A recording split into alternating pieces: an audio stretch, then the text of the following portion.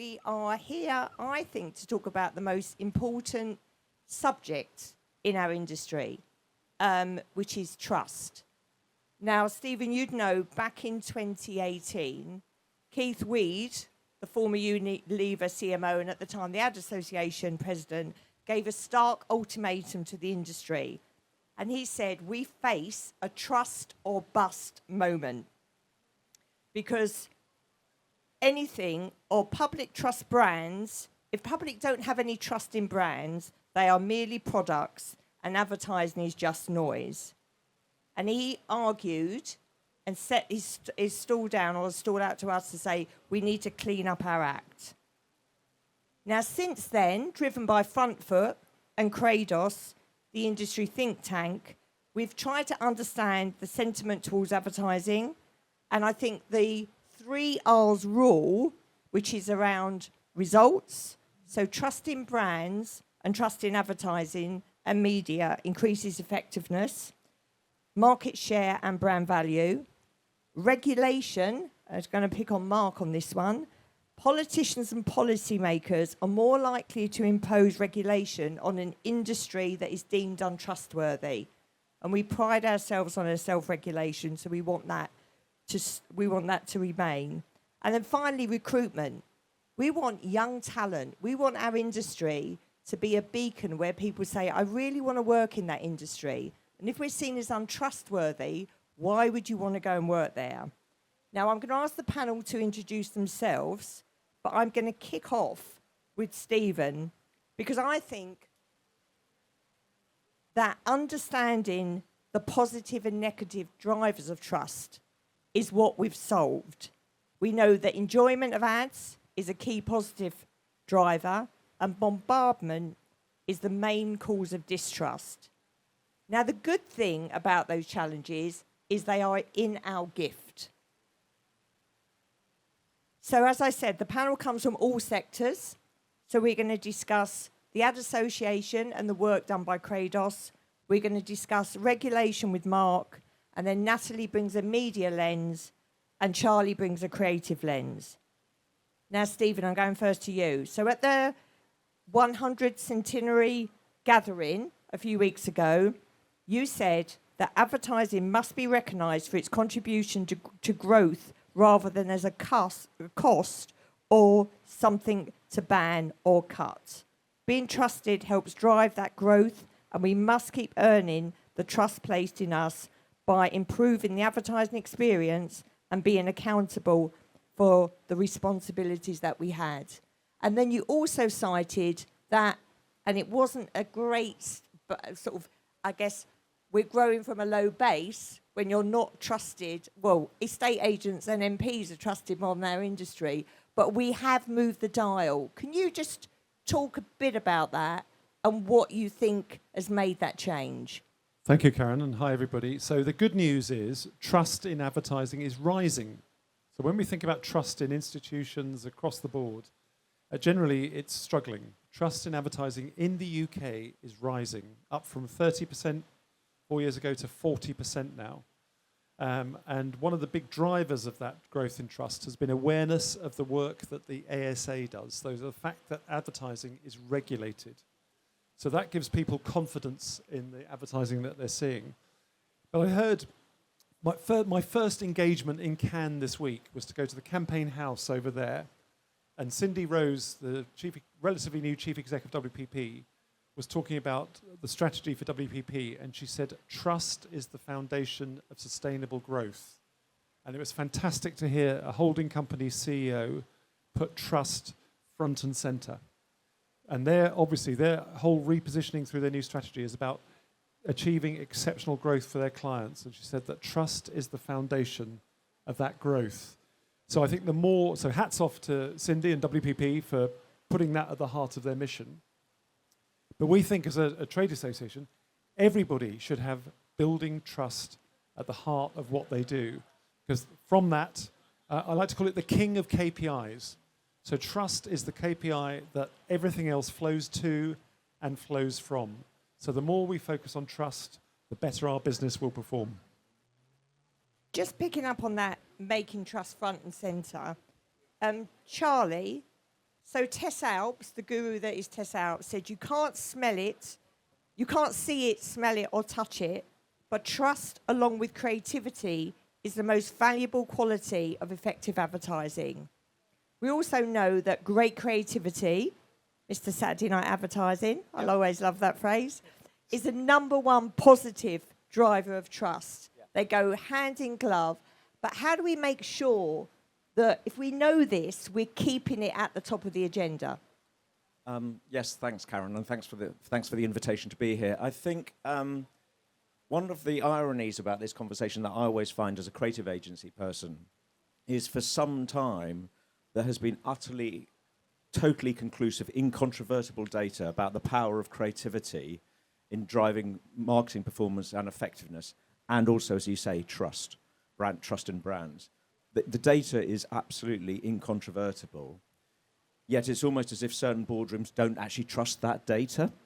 So sometimes there's lack of trust in the data that tells you what to do. And that's something which obviously the Ad Association, everything we need to do as an industry is help all those boardrooms understand that. I think it's because what can happen is creativity can sometimes be seen as a bit of a risk, when clearly the data shows lack of creativity is the risk. But because it sort of seems counterintuitive to some people, they don't sort of believe that data. They can't believe what they're seeing. So I think the journey that I guess we're in all our careers we've always been on is persuading our clients and beyond boardrooms about the power of creativity, but particularly if you want to build brand trust.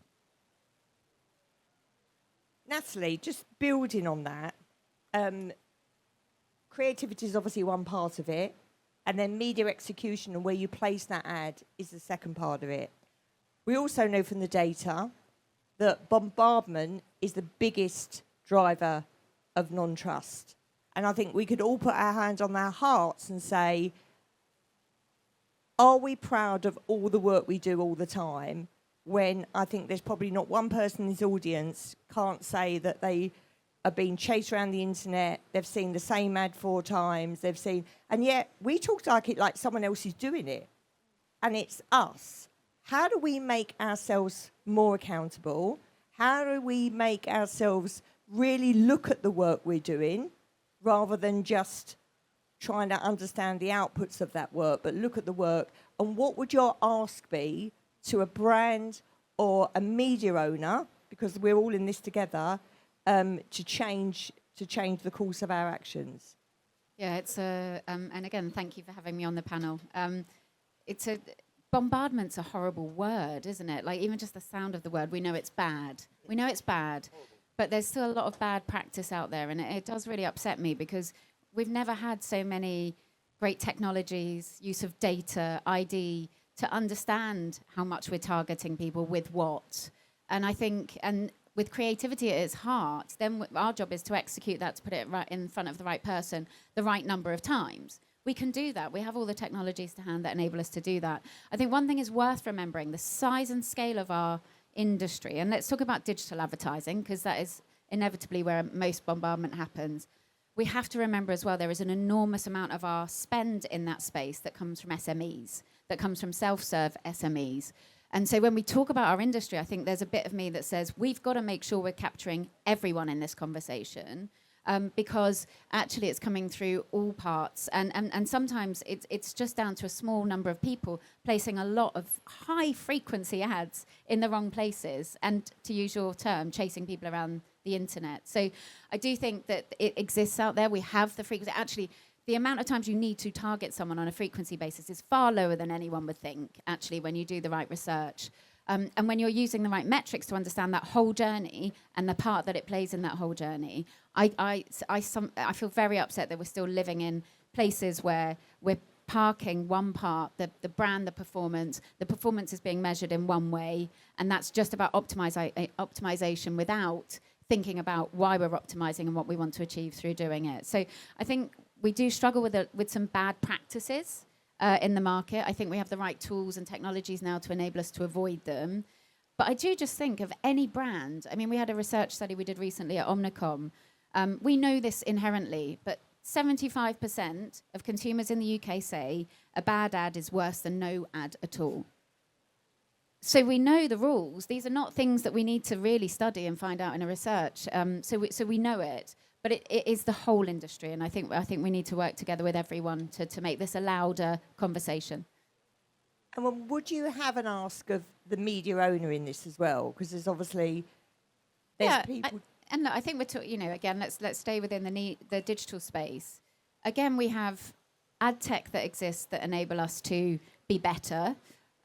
A lot of the platforms we're working with have technology that allows us to be better. So again, I think possibly the ask is that we work together to understand the rules of engagement and performance more consistently, which obviously we're trying to do in the biggest way in our industry, but also we should do it in the smallest way a bit more. And just understand that performance end and where we need to draw the line on bombardment. Mark, I'm going to move to you because this sort of does lead into self-regulation. And we pride ourselves on our self-regulation. Stephen, you were talking about the ASA and convincing consumers of it.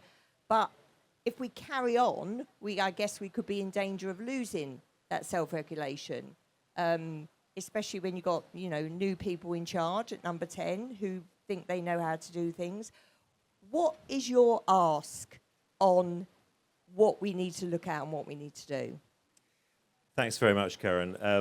My background is creative agencies like Charlie's. Before I was a chair of the funding body for the regulator.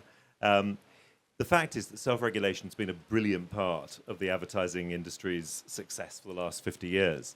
And in the UK, you've got a market that has grown faster than any other big market apart from China in the last 10 years. And we think self-regulation's a huge part of that. So there's nothing duller than self-regulation, except that it's really important.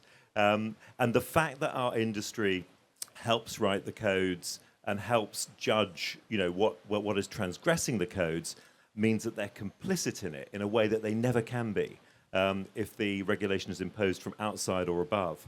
And I think that has been an extraordinary sort of part of the success. So to keep that, I think you've got to do three things. The first is make sure that your regulator is performing really, really well. The ASA is a brilliant organization. It's innovated extraordinarily well in the last few years. It now uses AI technology to scan 60 million ads a year online to ensure compliance and to spot potential sort of breaches in the future. Its efficiency has risen 70% in the last decade. And it's universally regarded around the world as the kind of the example setter for self-regulation organizations.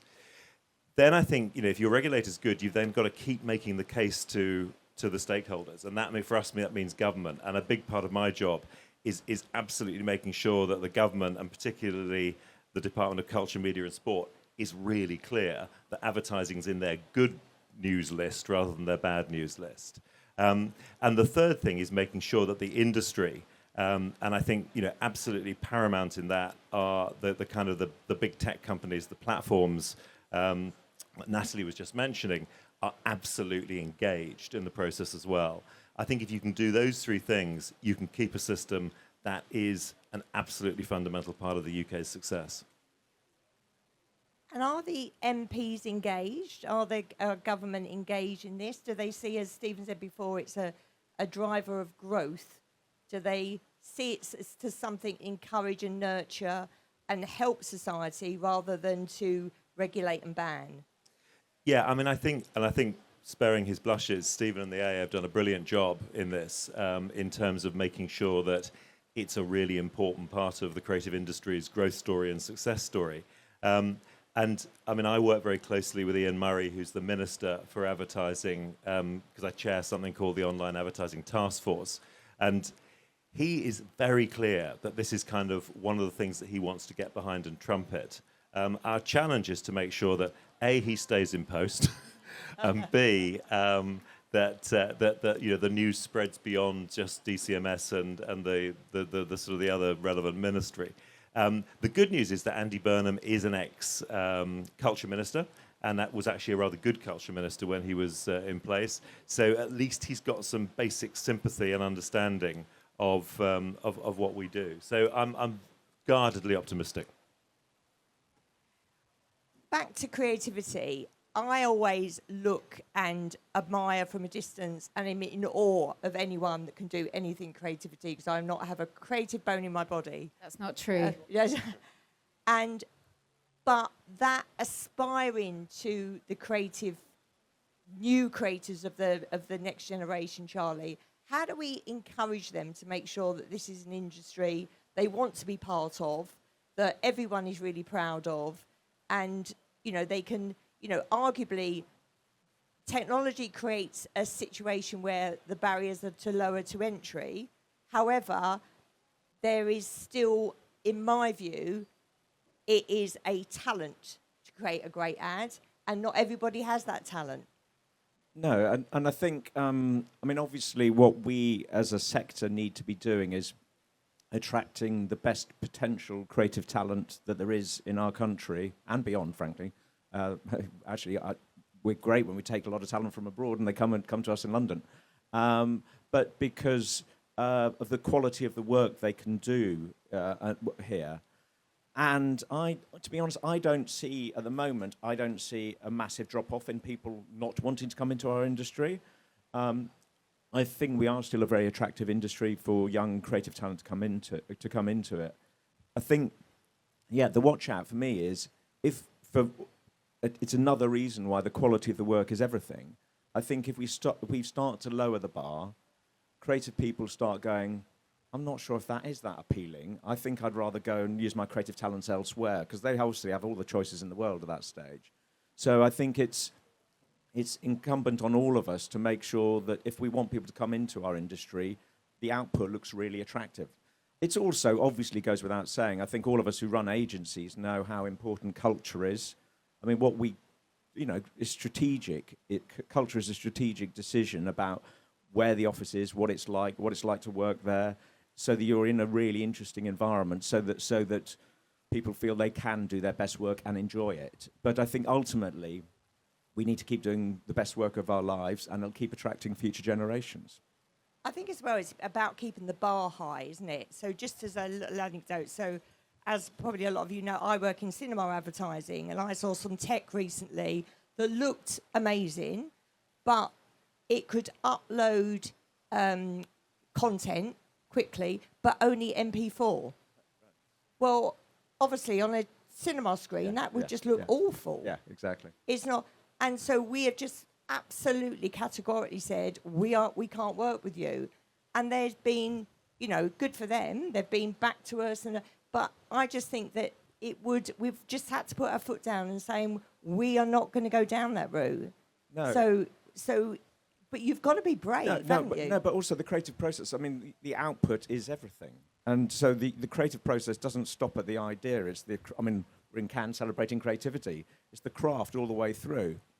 And there's nothing worse than seeing an idea mangled, because you just think of the potential it could have been, but they let it down in craft. And so that's why every stage of it matters. Absolutely. And Natalie, building on that, obviously media is the second part to this equation always. And the same question really, how are we attracting young talent when it seems to be the theme, the music, the mood music is there is no now jobs for, graduates, young people, because AI is doing their work. Yeah, we talked about this, didn't we? I think it's a very frightening thing that we could lose a decade of a generation of talent because we run too fast to technology being the answer, and we're not supporting talent coming in at the same time. I think we know it's a combination of human and technology. The danger is that we go straight to one and we forget the other, and I think we could end up in real trouble as an industry if that's what happens.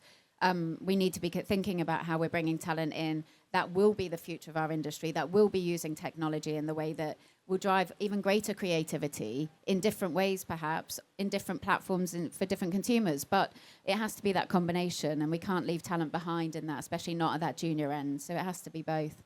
And I do think one thing we've been discussing at the Front Foot Board, for example, is going back to the trust point. How do we train people on understanding what drives trust with consumers? Because it feels like a step that's possibly been missed for a while now. So how do we go back into making people aware of why bombardment will make people distrustful of ads? It's like not doing your times tables and just using a calculator. Yeah, well, but also I think just generally, even before we're talking about AI in our industry, I think we've skipped a few steps. You know, especially in the digital space, we've got an enormous amount of young talent. I don't want to go back to COVID, but an enormous amount of young talent that have been through the wave of COVID, where it was as fast as, you know, companies pivoted to digital because that was the main way they could make money. And we brought in a lot of talent. We accelerated them quickly, possibly over-promoted, and didn't train for some of the fundamentals. And so I do think understanding what drives trust in brands, understanding what drives trust in advertising, understanding what gains attention, keeps attention, scales attention. You know, we just need to make sure that this is done alongside some of the more specialist practitioner capability as well. And do you think, so I'm going off script now, do you think that there is a question around we are sometimes measuring the same outputs? So could a client meet all their KPIs and yet the trust in their brand has gone down? Can I take that one? Because I think there's a brilliant study that the IPA have done looking at their sort of 1,000 best historic case histories. And what they found is that the case histories that build trust best, and they took 100 of the 1,000 that build trust best, are something like 25% more likely to create profit and long-term economic return for the client. 40. So, It's actually 40. oh, is it 40? Okay. So you've got a kind of fantastic sort of, you know, deep and broad survey which says trust is an absolutely imperative part of building economic value, both in the short and longer term. So it's kind of, I think we've just got to keep telling that story over and over again. And making sure the KPIs come back round to trust, because I've seen, even from a media owner point of view, some of the objectives or some of the KPIs we're told people are looking for you could get to without creating trust, which seems very short-sighted. You would hope that in a good majority of cases, those brands are looking holistically. You might see one element of the metrics, but you would hope in the majority of cases that is measured holistically. Not always, but it is measured holistically in all of the brand's activity and understanding how it all links to. I don't know that trust is always a measure that's used in that, but long-term effectiveness is, and they go hand in hand, right? So, and look, we are facing an effectiveness challenge, an effectiveness crisis. We're spending more money on advertising. It's less effective than it's ever been.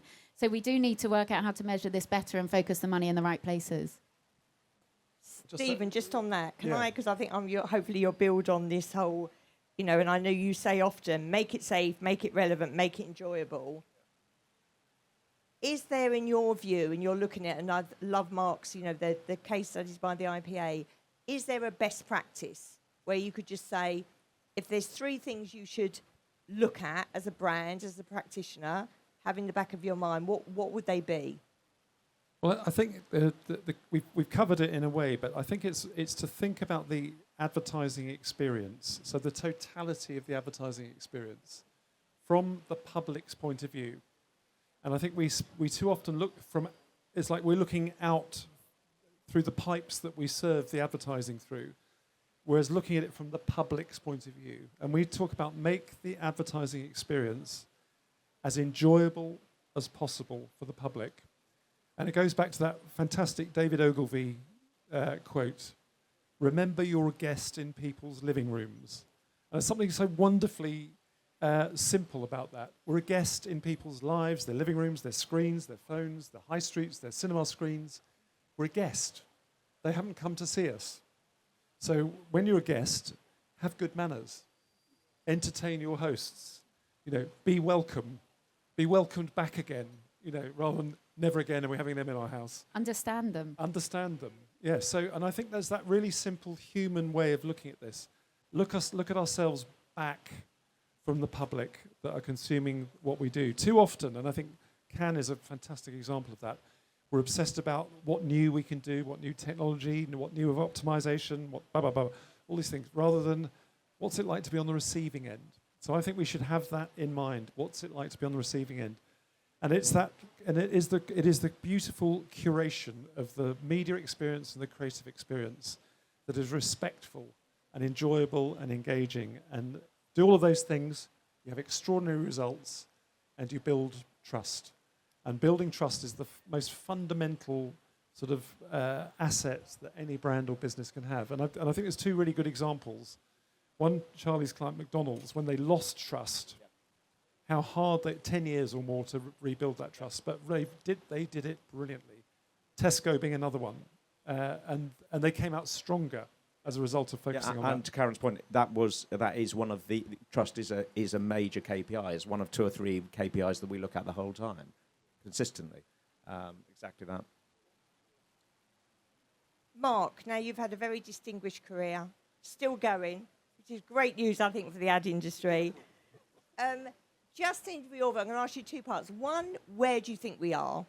You're obviously at the heart of it with government, thinking about this trust or bust. And then I'm going to ask all the panel, give me your favourite campaign, and thinking about trust, what was it that you just thought, that is really smart, from a creative lens and a media execution lens, that moved that brand on more than anything else? So Mark first.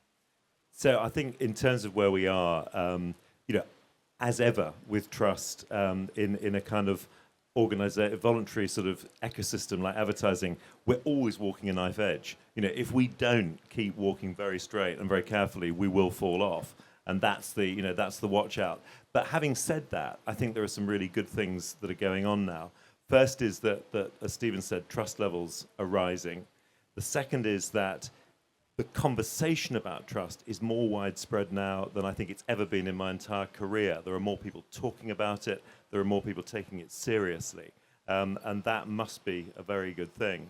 And thirdly, I think that the language that we're using to both analyze and describe it has got much better. That one of the brilliant things about the digital kind of revolution has been the sheer weight of data that we can call upon to actually analyze outcomes. And when we bring them to bear on something as simple and as kind of fundamental as trust, it can be very powerful indeed. So overall, I think you're never out of the woods on this. You're always being careful, but I think we're in a good place, and I think we've just got to keep moving forward. The UK is a kind of lead market in this, and we've got to set the example, I think, for the rest of the world.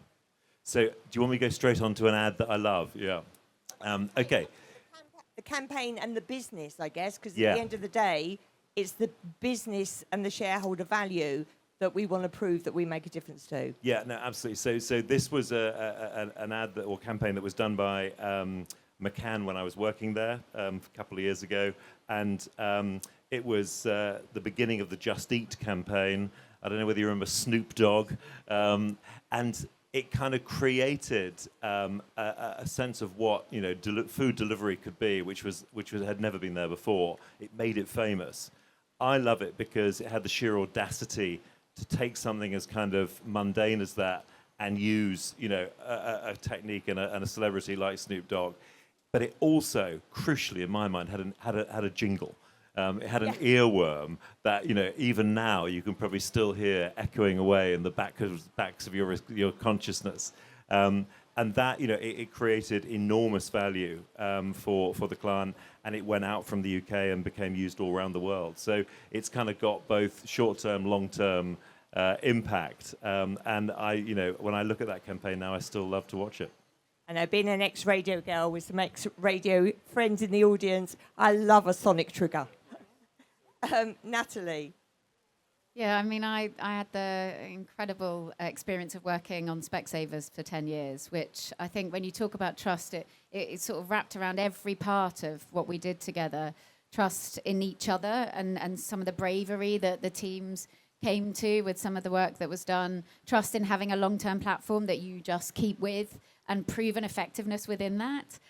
But also actually trust from the advertiser. They're very, very clear about, making sure it's always with the consumer in mind, as you say, that guest. But also, I mean, look, it's funny, but it's also delivering that they've created such an amazing campaign now that broadens out from the basic, the joke line to actually delivering health messages, but with the same tone and frivolity, and actually it's just, but every single one that they've done has been effective. Actually, the only period that it wasn't was when they moved away from the line, interestingly enough.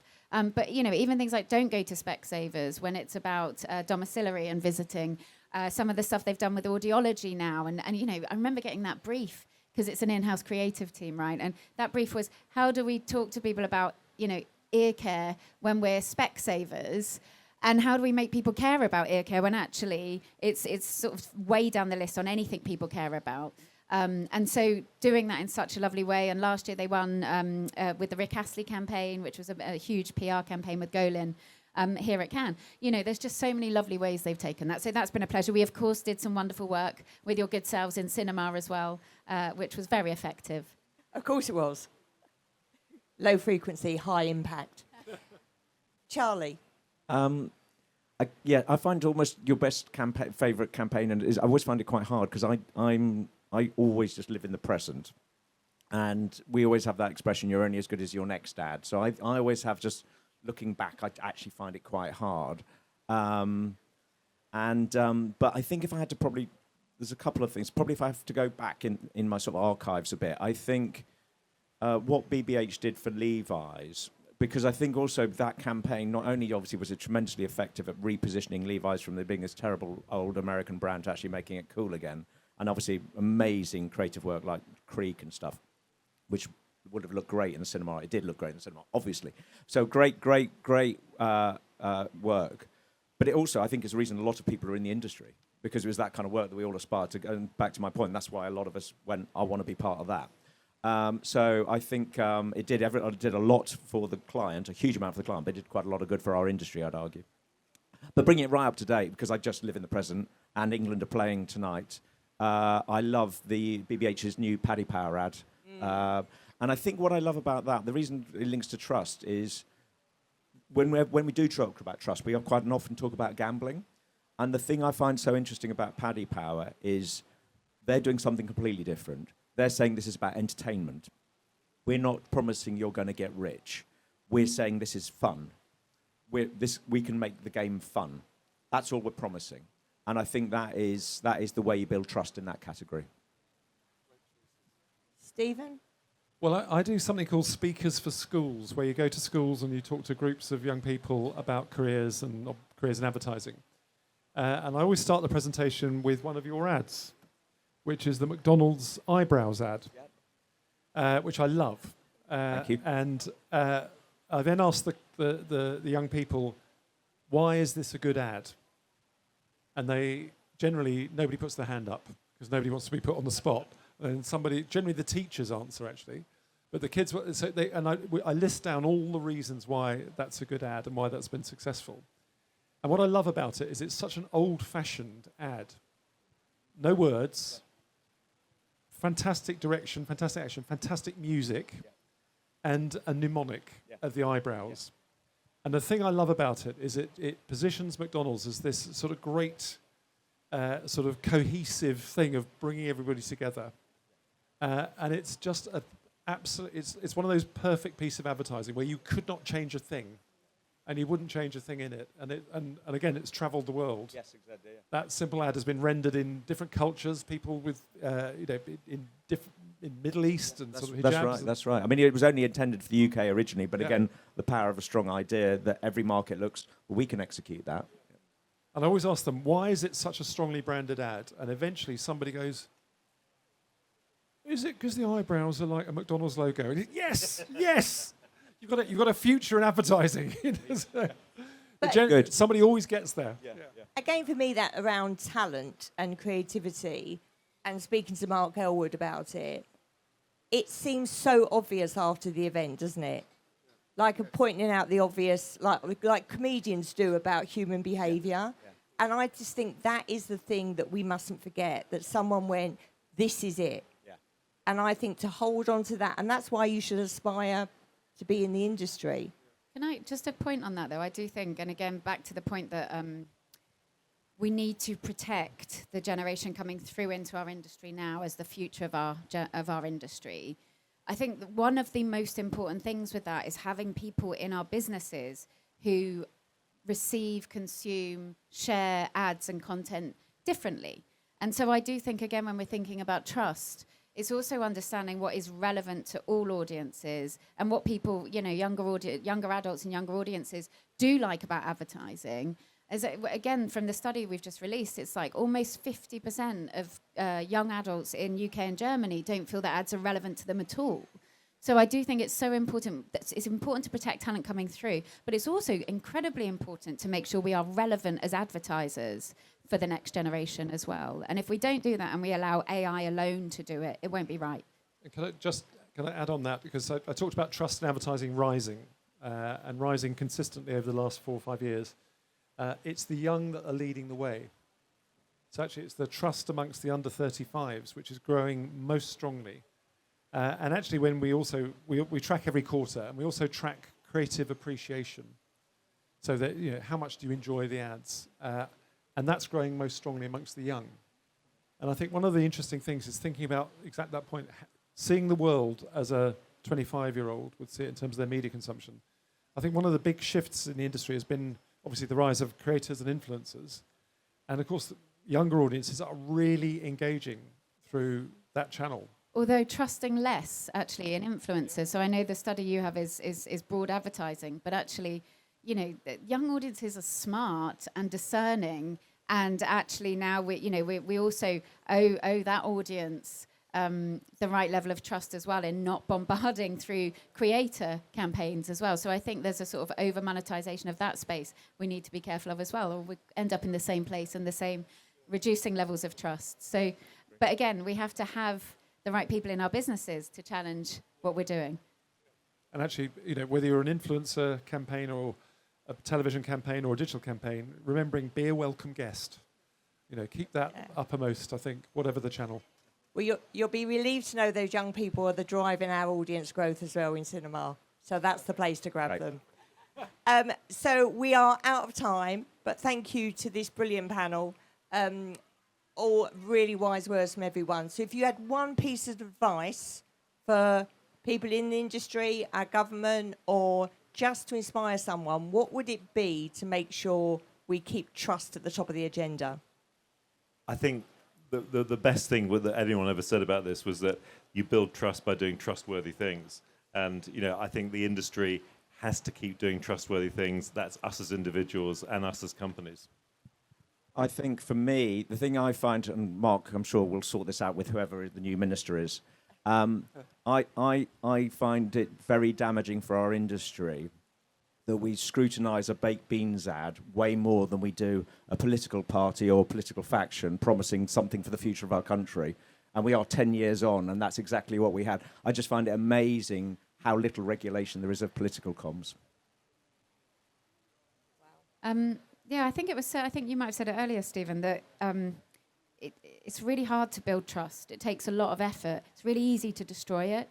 And so I think it's just making sure that we're all holding ourselves to that same level of being a good guest, because otherwise it's the bad actors around us that are ruining it for everyone. So I think it's like someone gate crashing into your lovely living room and being a terrible guest, isn't it? So we need to work together on making sure that we're building, not destroying trust.